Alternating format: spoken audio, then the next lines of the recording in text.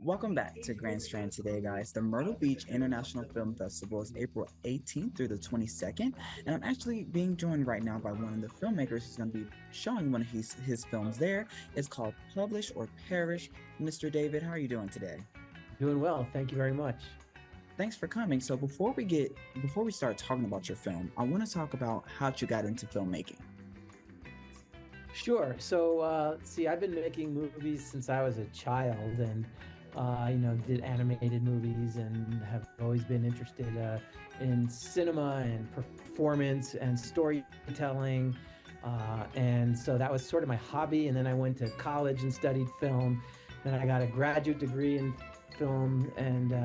So it's just always been a part of me. That's kind of how I started. I just saw people making animated movies. I saw Star Wars and I wanted to do that.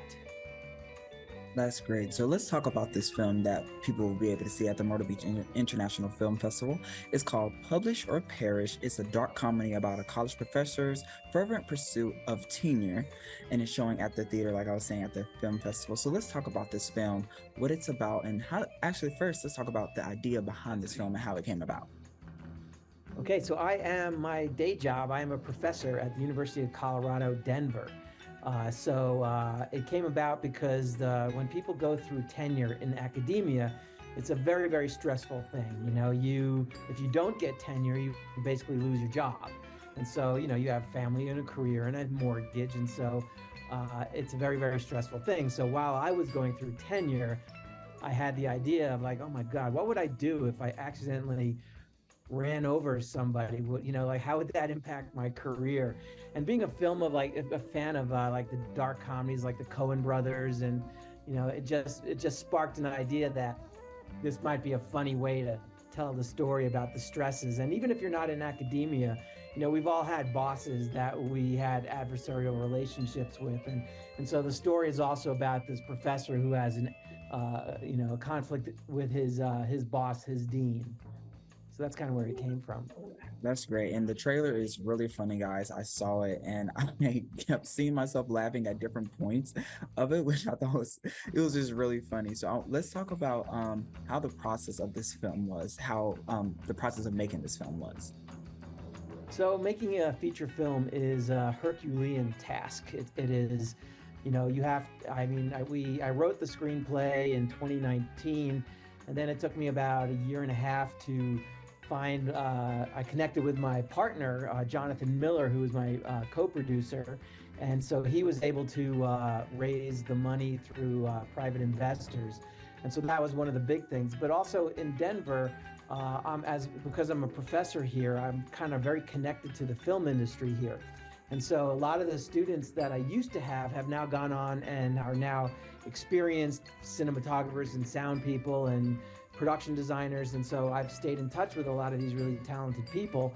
And so, I had all these people waiting to work on that because in Denver, there's not a lot of, feature film work done. There's a lot of commercials and documentaries. And so the fact that I was making a feature and they knew me and we got along well, I had a really great crew and cast to kind of get involved with this. And this film has already won several prizes in this year's festival circuit. So how does it feel that you're getting a well review of this film? It's very, very gratifying. My last movie that I made was about a post-apocalyptic story, and it was full of despair, right? And so, going to the screenings and hearing people laugh, it's so satisfying when they laugh at the right places and they gasp at the right places. And so, I really feel it's very rewarding to see that the audiences are getting it and enjoying it.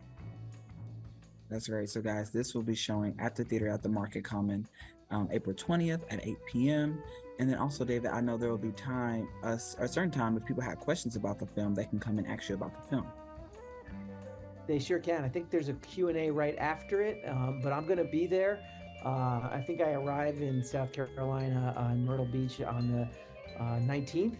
So I'll be around for a couple of days. I'm on a panel the same day.